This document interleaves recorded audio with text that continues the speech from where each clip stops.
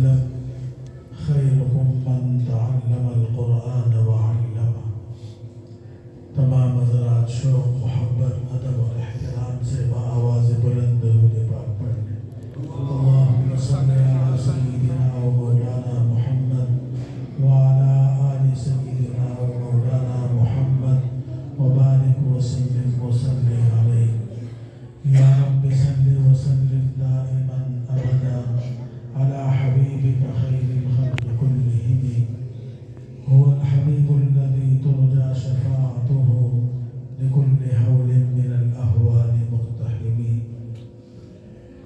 میرے انتہائی واجب الاحترام حضرات علماء اکرام، مشائخ اعظام، اللہ تبارک و تعالیٰ کے دین سے محبت، عقیدت اور احترام کا رشتہ رکھنے والے میرے مسلمان بھائی اور دوستوں، بزرگوں، آج بڑے طویل عرصے کے بعد جامعہ مسجد رنگو اس علاقے آنے کی اللہ تبارک و تعالیٰ نے سعادت نصیب فرمائی. اس جگہ سے، اس علاقے سے ہمیں بہت ساری یادیں وابستہ ہیں، اور جن کی وجہ سے یادیں وابستہ تھیں وہ دونوں اشخاص آج اللہ کی بارگاہ میں حاضر ہیں.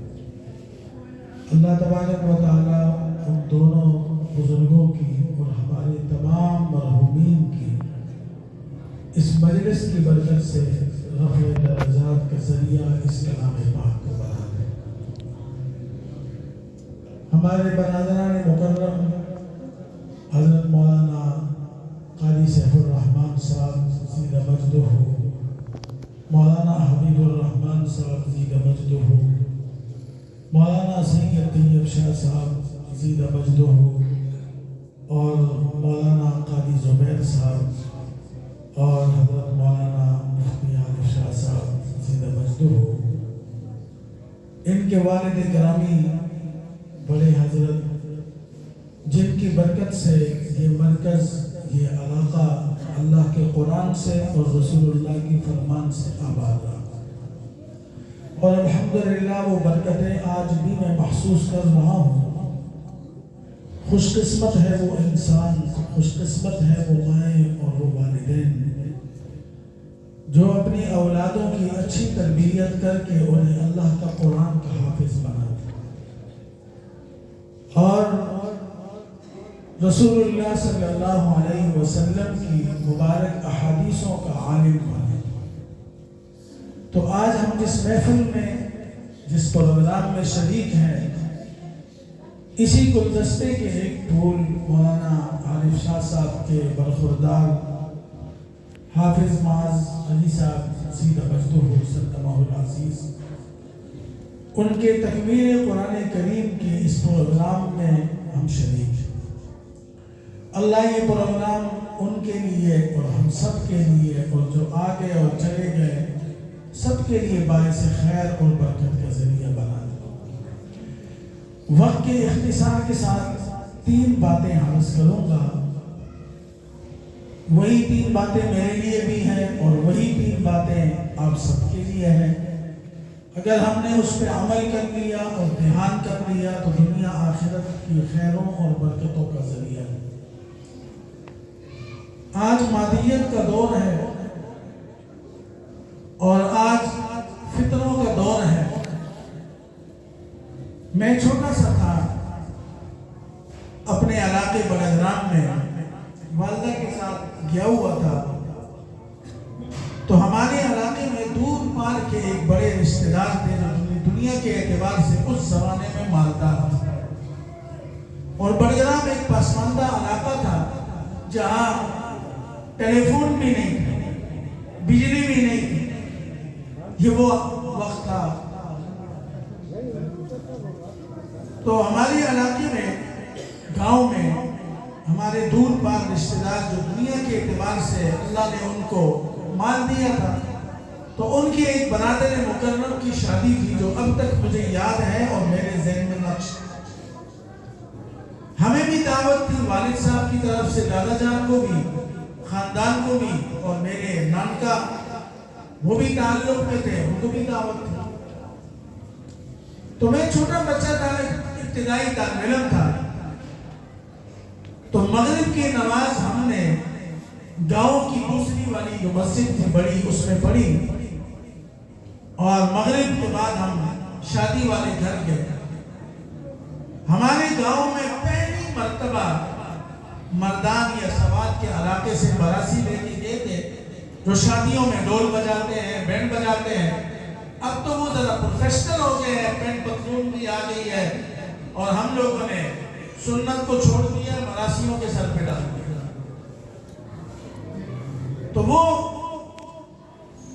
میں بچے بھی، جوان بھی، اور خواتین اپنے اپنے گاؤں کی دیہات کی چھت پہ کھڑے، اب وہ تماشا دیکھ رہے ہیں، ایک طرف کھانا پک رہا ہے اور دوسری طرف وہ بینڈ باجوں والوں نے باجا شروع کر دیا، بچے تالیاں مار رہے ہیں۔ پہلی دفعہ، کبھی ذہن میں تصور بھی نہیں تھا، کبھی آنکھوں نے یہ منظر نہیں دیکھا تھا، کبھی کانوں نے سنا ہی نہیں تھا۔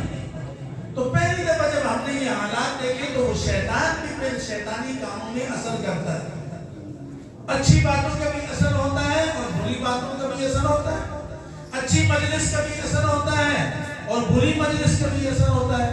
اسی لیے کہتے ہیں صحبت صالح تو راہ صالح کند، صحبت طالح تو راہ طالح کند۔ اچھی صحبت میں بیٹھو گے، اچھے لوگوں کے ساتھ بیٹھو گے، علماء کی مجلس میں بیٹھو گے، صلحاء کی مجلس میں بیٹھو گے تو اچھے بن جاؤ گے۔ بڑے بڑے زمانے کے بگڑے بگڑے لوگ وہ اچھوں کی مجلس میں آ گئے، جن سے ماں باپ بھی پریشان، جن سے محلہ بھی پریشان، جن کی کرتوتوں سے علاقہ بھی پریشان، لیکن جب وہ تبلیغ والوں کے ساتھ لگ گئے، کسی خانقاہ میں چلے گئے، اللہ والوں کے ساتھ اٹھنا بیٹھنا، اچھی مجلسوں کو، اچھی محفلوں کو اختیار کیا، اللہ پاک نے ان کو اچھا بنا دیا۔ ابھی حال ہی میں چند سال پہلے ایک جان حادثہ حویلیہ میں، جس میں حضرت جنید جمشید، اب یہ جنید جمشید کسی خانقاہ کے پیر کا بیٹا نہیں تھا، رائے کے کسی مقیم کا بیٹا نہیں تھا، کسی عالم کا بیٹا نہیں، کسی مسجد کے امام اور خطیب کا بیٹا نہیں تھا، اسی معاشرے کے ایک عام انسان، والد اس کا ایئر فورس میں پائلٹ تھا، اور یہ گانے اور ترانے اور یہ گاتا، لیکن اللہ والوں کی سنگ لگ گیا، اللہ والوں کے ساتھ اٹھنا بیٹھنا شروع کر دیا۔ میں نے اس کی شہادت کے بعد لاہور سفر کر رہا تھا تو مولانا طارق جمیل صاحب کا ایک کلپ مجھے کسی نے بھیجا اور میں نے بڑے غور سے سنا۔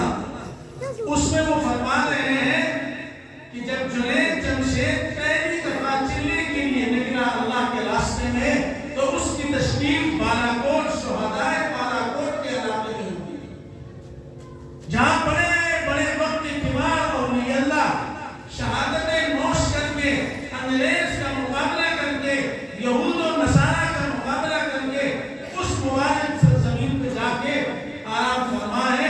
اس علاقے میں پہاڑی پر ایک دیہات میں جنید جمشید کی تشکیل ہوئی۔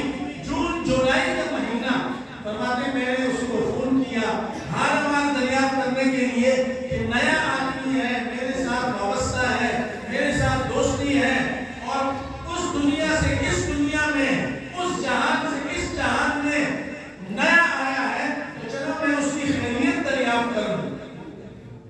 کہنے لگے، میں نے اس کو فون کیا، میں نے کہا جنید کیا کر رہے ہو، کس حال میں ہو، کہاں تشکیل ہے؟ کہنے لگا مولانا آپ کو کیا بتاؤں، میں نے جو وہ جہان دیکھا عیاشی والا، وہ جہان دیکھا دنیا داری والا، وہ جہان دیکھا مادیت والا، وہ جہان دیکھا فراوانی والا۔ کہتے ہیں میں دنیا کے ان ممالک میں گیا ہوں کہ جہاں پاکستان کا صدر اور وزیر اعظم اور دنیا کے وزرائے اعظم ایک رات گزارنے کے لیے ایک ماہ پہلے سے اپارٹمنٹ لکھواتے ہیں، پہلے سے جا کے اپنی حاضری کے لیے لاکھوں روپے خرچ کرنے کے لیے دنیا کے بڑے بڑے لگژری ہوٹل۔ اے ہے اللہ تعالیٰ قرآن کریم میں فرماتے ہیں کہ بڑے نادان ہو، بڑے بیوقوف ہو میرے بندو، الا بذکر اللہ تطمئن القلوب۔ دنیا کی چیزوں میں جو تلاش کرتے ہیں کہ مجھے راحت مل جائے، سکون مل جائے، نیند مل جائے، نہیں، کسی نے راحت اور سکون کی سیکھنی ہو اور حاصل کرنی ہو تو آؤ ان معصوم بچوں کو، ان کو صبح جگاتے ہیں نہیں اٹھتے، وضو کی جگہ پہ جا کے چوڑیوں کے بعد بھی سوئے ہوتے ہیں، ان کو کھڑا کرتے تو بھی سو رہے ہوتے ہیں، اور بعض دنیا دار بڑے بڑے منصب والے رئیس ان کو راتوں کو نیند نہیں آتی، وہ ٹیبلٹ کھاتے ہیں، ٹیکے لگواتے ہیں، انجیکشن لگواتے ہیں۔ تو اللہ نے دنیا کے منصب میں، دنیا کے عہدوں میں، دنیا کی چیزوں میں، دنیا داری میں اللہ نے سکون نہیں رکھا۔ جس رب کا کلام ہم نے آج حفظ کیا ہے، جس رب کا کلام آج ہم پڑھتے ہیں، جس رب کا کلام میری مائیں بہنیں پڑھتی ہیں، اس کو دیکھنا ثواب، اس کو چننا ثواب، اس کو کھولنا ثواب، اس کو پڑھنا ثواب۔ ہر جو جس طریقے سے محبت اور عقیدت اس پاک کلام سے چلے گا اس کو اجر اور ثواب ملے گا۔ اسی کلام میں اللہ تعالیٰ فرماتے ہیں کہ میں نے دنیا کی چیزوں، عہدوں اور دنیا کی ویکینسیوں میں نے عزت اور آرام اور سکون نہیں رکھا، بلکہ میں نے اپنے پاک کلام اور اپنے نام پہ رکھا۔ وہ لے کے تو دیکھو، میں نے کبھی کسی اللہ والے کو بے سکونہ نہیں دیکھا، مالی اعتبار سے کمزور ہوں گے، مکان اپنا نہیں ہوگا، جیب خالی ہوگی، لیکن ان کا چہرہ ہمیشہ مسکراتا ہوا دیکھا۔ اور بڑے بڑے آتے ہیں، حضرت جی پر دعا کر دیں، انکم ٹیکس والے آگے ہیں، سیل ٹیکس والے آگے ہیں، FDR والے آگے ہیں، یہ ہماری حالت۔ تو بہرحال فرمانے لگے کہ میں فون کیا تو میں نے اس سے کہا، کہنے لگا حضرت دنیا کے بڑے بڑے لگژری ہوٹل، دنیا کے 30 سے 40 ممالک کا سفر کیا اور بڑے بڑے ہوٹلوں میں راتیں گزاری، بڑے بڑے پارکوں میں گیا، بڑے بڑے جھیلوں میں گیا، بڑے بڑے مقصد کے لوگوں سے میں ملا۔ فرمانے لگے اللہ کی قسم اٹھا کے کہتا ہوں کہ آج والا کوٹ کی ایک کچی مسجد میں، کچی چٹائی ہے، پرانی بوسیدہ چٹائی میں، جون جولائی کا مہینہ ہے، نہ ٹھنڈا پانی ہے اور نہ پنکھا ہے نہ بجلی ہے، وہاں لیٹا ہوا ہوں اللہ کے گھر میں۔ فرمایا مولانا مجھے وہ لگژری ہوٹلوں میں اتنا سکون نہیں ملا جتنا آج اللہ کے راستے میں اللہ کے گھر کی اس ٹوٹی بوسیدہ چٹائی پر لیٹنے سے سکون ہی اللہ نے دین میں رکھا ہے۔ ہم تلاش کی اور کر رہے ہیں، ہمارا دماغ خراب ہے، اپنے دماغوں کو ٹھیک کرو، اپنے بچوں کو حافظ قرآن بناؤ، قرآن سے اپنا رشتہ جوڑو، قرآن سے اپنا تعلق جوڑو، قرآن سے اپنی نسبت قائم کرو، قرآن کو پڑھو بھی، قرآن کو سمجھو بھی۔ اور سمجھنے کے لیے فیس بک نہیں ہے۔ آج بڑے بڑے ڈاکٹر جو اپنے فن میں فیل ہو جاتے ہیں، بڑے بڑے انجینئر جو اپنے فن میں ناکام ہو جاتے ہیں، وہ بھی آ کے اپنے سامنے کتابیں رکھ کے، اور ہم بھی مسلمان سادہ لوگ وہ اس کو دیکھ کے بڑے متاثر ہو جاتے ہیں۔ اور بھئی انجینئر کا کام ہے خدا کے بندے گھر کی واش روم خراب ہو گیا اسے وہ ٹھیک کرا، نالی خراب ہو گئی اسے وہ ٹھیک کرا، جو جس کا کام ہے۔ لکل فن رجال، مستری کا کام ہے عمارت کھڑی کرنا، انجینئر کا کام ہے نقشہ بنانا، بیت الخلا بنانا، غسل خانہ بنانا، گٹر کا پائپ لیک ہو جائے اس کو ٹانکا لگانا، یہ انجینئر کا کام ہے۔ ڈاکٹر کا کام ہے دان ٹھیک کرنا، جو نسبت کا ماہر ہے وہ کرنا۔ دین کے ماہر، قرآن کے ماہر، علوم نبوت کے ماہر، وارثین انبیاء، یہ میری دائیں بائیں علماء بیٹھے ہیں، آؤ فیس بک سے نکلو، ان کے پاس آ کے بیٹھو، اللہ کا قرآن سیکھو ذرا، اللہ کا قرآن سمجھو ذرا، رسول اللہ کا فرمان پڑھو، رسول اللہ کا فرمان سمجھو۔ یہ لکل فن رجال، اس فن کے ماہر یہ لوگ ہیں، وہ لوگ نہیں ہیں جس کے پیچھے ہم پڑ گئے، وہ تو ہمارے ایمان کے خریدار ہیں، ہمارے اخلاقیات کے خریدار ہیں۔ ایسے ایسے بکواس کریں گے ہماری نوجوان نسل اس سے متاثر ہو جاتی ہے۔ تو میں چھوٹا بچہ تھا، ابتدا جو میں نے شروع کی، تو وہاں گاؤں گیا تو وہاں بانسریاں اور ڈول ٹمکا وہ شروع ہوا، اور مجلس جب گرم ہونے لگی تو میرے نانا جان وہ تو پرانے دیہاتی سیدھے سادے مسلمان تھے، کیا پیارا زمانہ تھا، کیا دینداری تھی، انہوں نے مجھے کندھے پہ اٹھایا اور اپنے گاؤں کی طرف، میں اب رو رہا ہوں، چلا رہا ہوں، پیٹ رہا ہوں، کیونکہ شیطان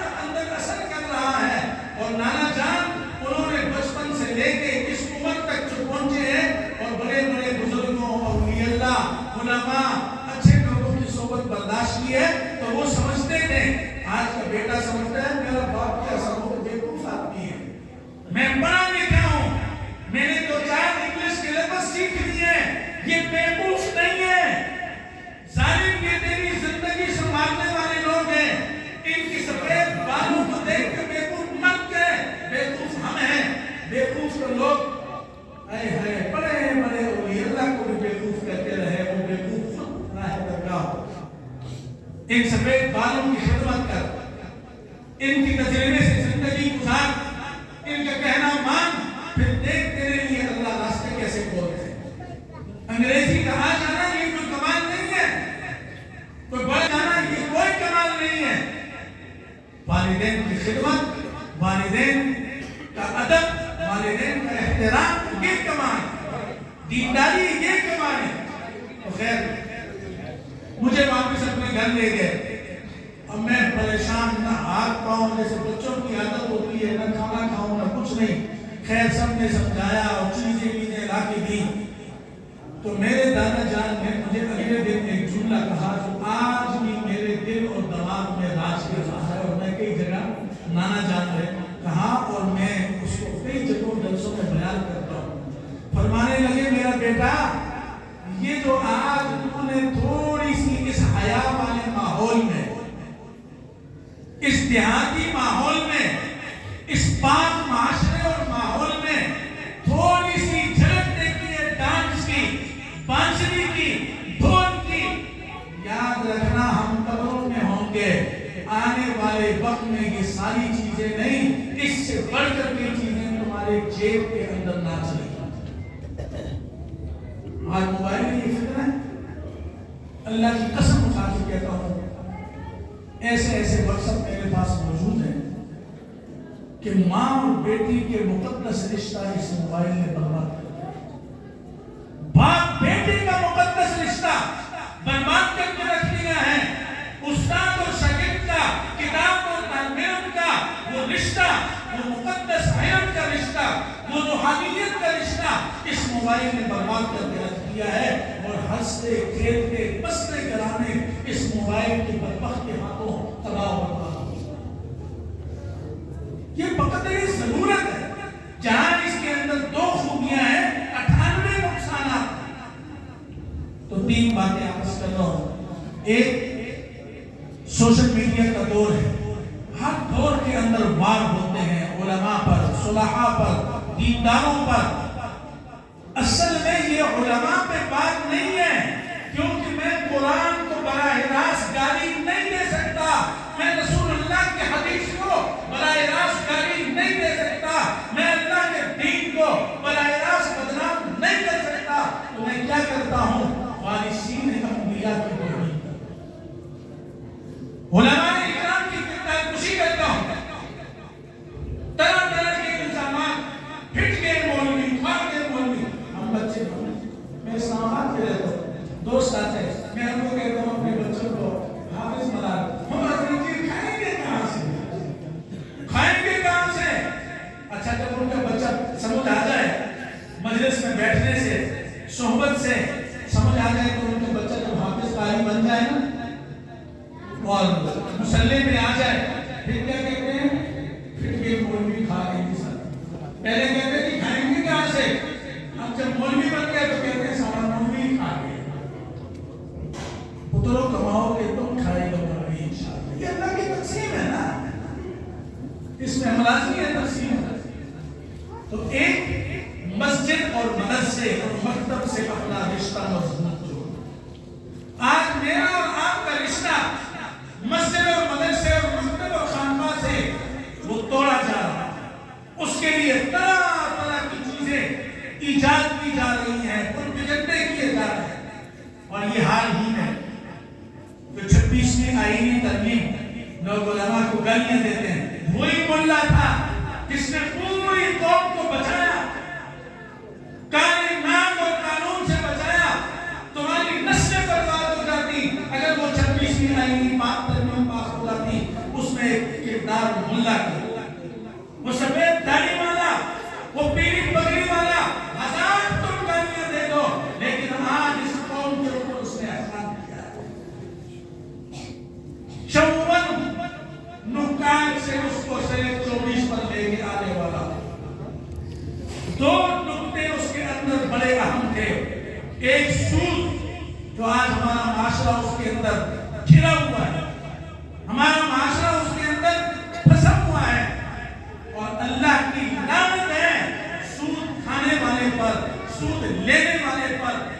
دینے والے پر اور سودی کام میں معاونت کرنے والوں پر یہ سارے کا سارا تمنا پہنچے گا۔ یا تو توبہ کریں، اسلام کی کام کو چھوڑیں، ورنہ دنیا میں بھی ذلت ہے اور آخرت میں بھی ذلت و رسوائی اور پستی۔ تو خیر، تو تیسرا جو سب سے اہم نقطہ تھا وہ مدارس دینیہ کا تحفظ۔ ہر دور میں جو آتا ہے وہ اپنے آقاؤں کو خوش کرنے کے لیے، غیروں کو خوش کرنے کے لیے مدرسوں پہ چل دوڑتا ہے، اور یہ تو چھوٹا سا ہمارے اس علاقے کا مکتب ہے۔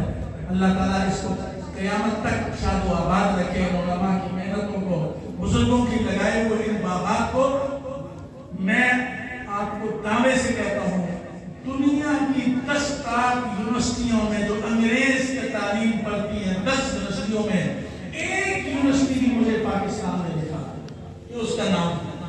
اور دنیا کے 10 بہترین جامعات اور دارالعلوم میں 7 بڑے مدرسے، 7 بڑے جامعات، 7 بڑے دارالعلوم، الحمدللہ وہ پاکستان آپ کی سرزمین پہ آباد، آپ کی محبت سے آباد ہے، جنہوں نے لاکھوں علماء ملک اور بیرون ملک جا کے کام کیا۔ آج میں دنیا میں جاتا ہوں، افریقی ممالک، ملیشیا، دنیا بھر میں جاتا ہوں، یقین کریں ہر ممبر و محراب اکابر علماء دیوبند کے فیض سے ماشاءاللہ آسان ہے۔ یا بالواسطہ یا بلا واسطہ اپنا رشتہ اور تعلق کس سے جوڑو گے؟ مسجد اور مدرسے سے، ان قرآن و حفاظ سے جوڑو۔ تفصیل میں نہیں جاتا، دل تو چاہ رہا تھا کہ کروں لیکن نہیں۔ اور نمبر 2، تبلیغ کا مبارک کام۔ اس زمانے میں، متاخرین میں اور آج میں، الحمدللہ اس مبارک جماعت کی برکت سے نہ جانے کتنے بے نمازی بن گئے، کتنے بے دین دیندار بن گئے، کتنے دین سے دور لوگ دین کے قریب آ گئے۔ کمی کوتاہیاں ہر ایک میں ہوں گی، اگر وہ میں جرمانے لگ جاؤں اور اس پر بحث کرنے لگ جاؤں تو میری انگلی جس کی طرف اٹھے گی تو تین میری طرف بھی اٹھے گی۔ کوئی بھی غلطیوں سے پاک نہیں، مجھ سمیت ہر بندہ، بلکہ میں سمجھتا ہوں مسجد میں بیٹھا ہوں، واللہ آپ میں سے ہر ایک مجھ سے 1000 گنا بہتر ہے۔ یہ اللہ نے پردے ڈالے ہوئے ہیں سب۔ اس لیے تبلیغ کے مبارک کام سے اگر آپ اپنے بچوں کا مستقبل بنانا چاہتے ہیں، آپ اپنے بچوں کو معاشرے کی گندگی سے بچانا چاہتے ہیں، اپنے بچوں کا دین، اخلاق اور ایمان کا تحفظ چاہتے ہیں، آپ یہ چاہتے ہیں کہ میرے مرنے کے بعد میرے لیے ہاتھ اٹھے تو اللہ تعالیٰ مجھے رحمتوں برکتوں سے نوازے قبروں میں، تو آپ یہ 3 کام ضرور کریں۔ ایک مسجد اور مدرسے سے اپنا رشتہ قائم کریں، اور تیسرا تبلیغ جماعت کے مبارک کام سے اپنے آپ کو اور اپنے آنے والی نسلوں کو وابستہ کریں، اور تیسرا خانقاہوں سے، اللہ والوں سے اپنے اور اپنے اولاد کی نسبت کو قائم کریں، تاکہ ہماری جو دل میں ظلمت ہے، اندھیرا ہے، زنگ آلود دل ہے، اس کے اندر اللہ اللہ کی ضربیں لگیں اور وہ زنگ اس سے دور ہوتا جائے۔ ایک اللہ والے کا قول فرماتے ہیں کہ علم نبوت مدرسے سے، استاد سے اور کتاب سے ملتی ہے۔ علم نبوت مدرسے سے، استاد سے اور کتاب سے ملتی ہے۔ عمل نبوت تبلیغ کے مبارک کام میں چلنے سے ملتی ہے، اور نور نبوت اللہ والوں کے جوتوں سے ملتی ہے۔ نور نبوت اللہ والوں کے جوتوں سے ملتی ہے۔ اور آخر میں یہ بات اس مجلس کے توسط سے علماء کی موجودگی میں کہہ دیتا ہوں کہ ہر دور کے ظالم اور جابر نے مدارس پر جو ظلم و ستم گرایا ہے، جو پابندیاں لگی ہیں، انشاءاللہ اب وہ اندھیری رات ختم ہو چکی ہے۔ اب وہ اندھیری رات نہیں رہی۔ اب علماء کے لیے پریشانی اور ٹینشن کی ضرورت نہیں ہے۔ اور اگر کسی بدبخت کا یہ خیال ہو کہ مدرسہ عمارت کا نام ہے، مدرسہ بلڈنگ کا نام ہے، مدرسہ کسی کوٹھی کا نام ہے، نہیں بھائی، یہ تیری بھول ہے۔ مدرسہ استاد اور شاگرد کے رشتے کا نام ہے۔ مدرسہ انعام کے سائے کا نام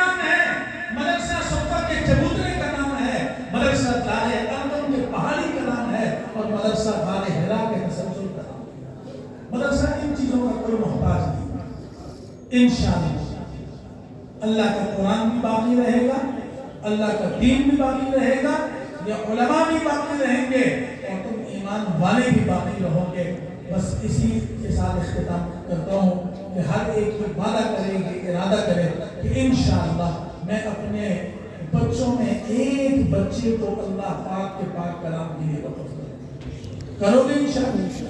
खुदा की कसम दुनिया में भी उसी बच्चे की वजह से तुम इज्जत पाओ, खाओगे बिट्टेका की उसी बच्चे की वजह से, और आखिरत में तो तुम्हारे लिए बरकतें हैं ही हैं। अल्लाह ताला मेरी और आप सबकी हाज़िरी को कबूल फरमाए। व आखिर दावाना